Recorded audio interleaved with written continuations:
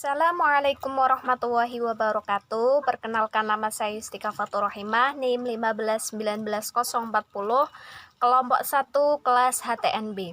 Saya akan menjelaskan mengenai kaidah-kaidah fiqhiyah. Nah, kaidah fiqhiyah di sini saya akan melanjutkan dari teman saya, yaitu kaidah yang ke-7 dan ke-8.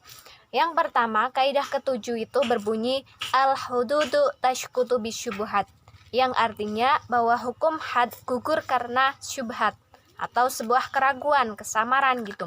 Jadi menunjukkan bahwa suatu perbuatan apabila yang dilakukan oleh seseorang itu melanggar, maka seseorang itu tidak dapat dijatuhi hukuman had atau yang telah ditentukan syarak gitu. Sebelum diberikan hukuman, seorang hakim itu harus benar-benar memastikan bahwa orang tersebut melakukan suatu pelanggaran gitu. Oleh karena itu, ketika masih ada keraguan, maka hukum had itu tidak boleh dilakukan, karena pedoman pada satu hadis, yaitu idra'ul hududu bisyubuhat, yang artinya tinggalkanlah hukum had karena masih samar-samar.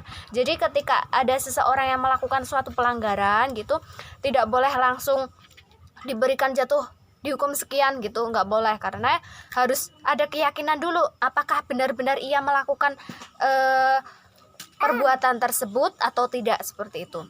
Kemudian di sini sebuah kesubhatan atau kesamaran atau keraguan itu dibagi menjadi 3.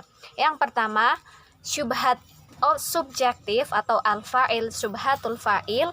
Kemudian yang kedua, subjek objektif atau syubhatul mahal. Terus kemudian yang ketiga, syubhat prosedural atau syubhat atorik. Itu macam-macam syubhat. Nah, contoh gambaran secara langsungnya bagaimana? Nah, contoh gambaran secara langsungnya, ketika ada seorang pencuri. Nah, si pencuri tersebut tidak boleh langsung dihukum potong tangan gitu, nggak boleh. Mengapa demikian? Mungkin bisa jadi kan si pencuri tersebut mengaku bahwa itu milik saya. Nah, terus kemudian ketika dia mencuri harta milik orang tua, keluarga, kan dia masih mempunyai hak atas benda tersebut, mempunyai hak dari apa yang harusnya didapatkan dari dia. Jadi masih ada keraguan apakah benar-benar itu si pencuri itu mencuri barang milik orang lain, atau memang sepatutnya dia mendapatkan benda tersebut gitu.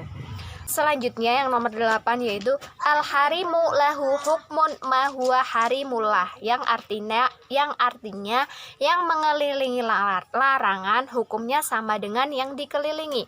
Nah, maksudnya dari di sini ialah berarti ketika kita tidak diperbolehkan melakukan suatu perbuatan yang dilarang, berarti kita juga tidak boleh mendekati hal-hal yang akan membawa ke perbuatan tersebut gitu. Ini contoh konkretnya gini loh. Contoh ketika kita mau wudhu. Nah, batasan-batasan wudhu tersebut itu kan ketika mencuci tangan kan harus sampai siku gitu. Berarti batasannya itu nggak cuma nyampe siku tok, tapi harus dilebihkan gitu, untuk menjaga agar kita itu kebasuh semua gitu. Jadi yang mengelilingi sebuah perbuatan itu hukumnya sama dengan yang dikelilingi gitu loh ya. Itu penjelasan dari saya.